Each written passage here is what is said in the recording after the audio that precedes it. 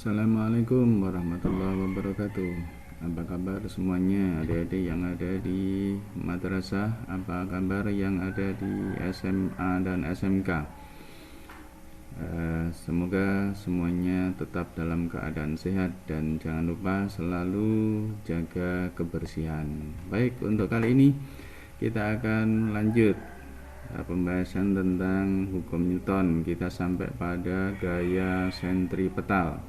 Ya, di bagian sebelumnya sudah kita bahas yaitu tentang gerak melingkar gitu ya, tentang gerak melingkar. Nah, di sana pernah kita singgung ada yang namanya percepatan sentripetal gitu ya. Nah, lebih jelasnya mari coba kita ulang sedikit ya, kita ulang sedikit bagaimana sebenarnya gaya sentripetal itu bekerja pada sebuah benda. Nah, gitu. Nah, kalau misalkan saya punya benda yang saya ikat dengan tali, kemudian saya putar di sana, kayak saya putar ke sana, nah gitu, nanti akan membentuk gerak melingkar, nah gitu, dan seterusnya gitu ya. Nah, ini gerak melingkar. Nah, di sini sudah kita ketahui bersama bahwa ada kalau ini kecepatan yang arahnya selalu tegak lurus dengan jari-jarinya kita beri nama dengan kecepatan linier. Nah, yang saat itu di gerak melingkar kita sudah bahas bahwa V-nya itu sama dengan omega dikali dengan R. Nah, kayak gitu. Nah, yang ini adalah jari-jari lintasannya itu atau R.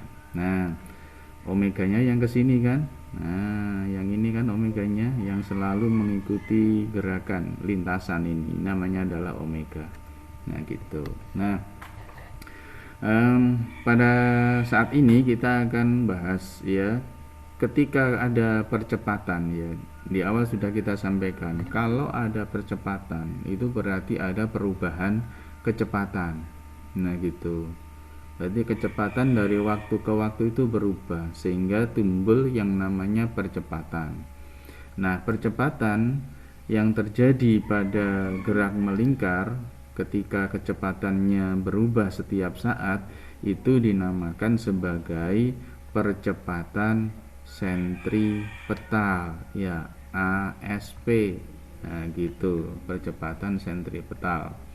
Nah, besarnya percepatan sentripetal atau ASP ya, percepatan sentripetal itu sama dengan V kuadrat dibagi dengan R.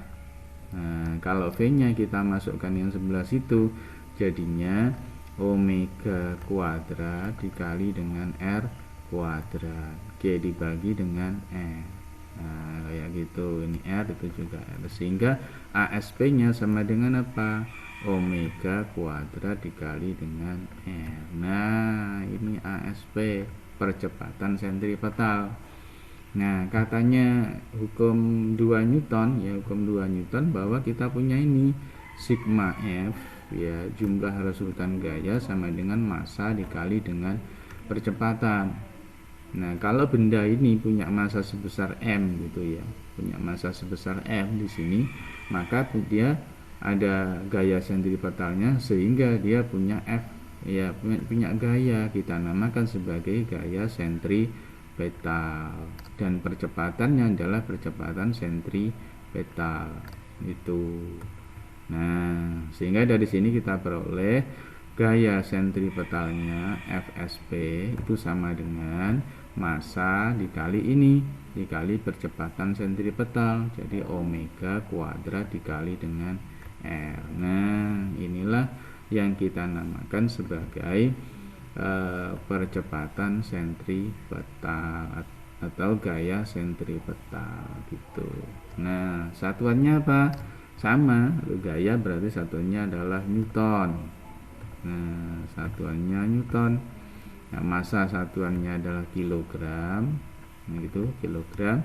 Nah, omeganya itu adalah kecepatan sudut, yaitu radian per sekon. Nah, dan R-nya adalah jejari dari lintasan ini, satuannya adalah meter. Nah, ini yang dinamakan sebagai gaya sentripetal. Nah, bisa kan adik-adik? Gampang ya. Baik, demikian untuk penjelasan tentang gaya sentripetal. Selamat belajar, selalu semangat bersama TSC. Assalamualaikum warahmatullahi wabarakatuh.